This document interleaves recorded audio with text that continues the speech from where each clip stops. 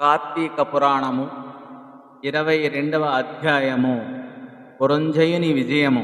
పురంజయుడు ఆస్థాన పురోహితులు చెప్పిన ప్రకారము కార్తీక పౌర్ణమి రోజున శుచి అయి దేవాలయమునకు వెళ్ళి భక్తి శ్రద్ధలతో శ్రీమన్నారాయణుని షోడశోపచారములతో పూజించి తన మందిరానికి వచ్చి బంగారు విష్ణు ప్రతిమను ఒకదానిని తెప్పించి ఆ ప్రతిమను పళ్ళతో పుష్పాలతో పూజించి ఆ రాత్రంతా కేశవనామాలతో సంకీర్తన చేస్తూ జాగరణ చేశాడు. సాష్టాంగ నమస్కారము చేసి శ్రీహరి కీర్తనలను గానము చేసి సూర్యోదయము కాగానే నదికి పోయి స్నానము చేసి వస్తుండగా ఆ సమయములో విష్ణుభక్తుడకు ఒక వృద్ధ బ్రాహ్మణుడు మెడ నిండా తులసీమాలలు ధరించి పురంజయుని సమీపించి, రాజా, విచారించకు, నీవు వెంటనే నీ సైన్యమును కూడా తీసుకొని యుద్ధ సన్నద్ధుడువై శత్రురాజులతో యుద్ధము చేయము,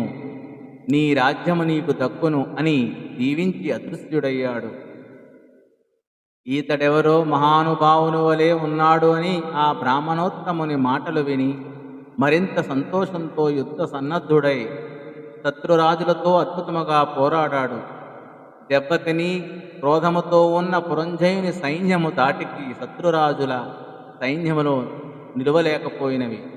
అదియునుగాక శ్రీమన్నారాయణుడు పురంజయుని విజయానికి అన్ని విధములా సహకరించాడు. ఆ యుద్ధములో కాంబోజాది భూపాల రాజులు ఓడిపోయి వెనుదిరిగి పారిపోయారు.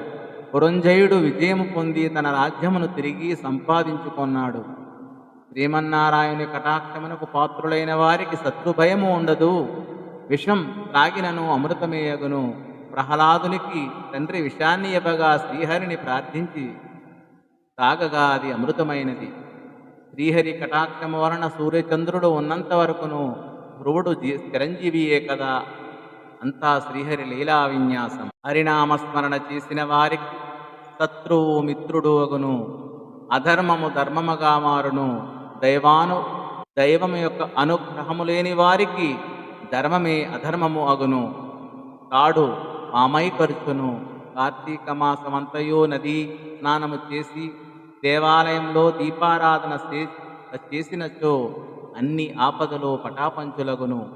కార్తీక వ్రతం ఆచరించి సర్వేశ్వరుడైన శ్రీ మహావిష్ణువును పూజించిన వారికి సమస్త పాపాలు నశించి కష్టాలు అన్నీ తీరి జన్మాంతరం వైకుంఠ ప్రాప్తి కలుగును. విష్ణుభక్తి ప్రభావము వర్ణనాతీతము.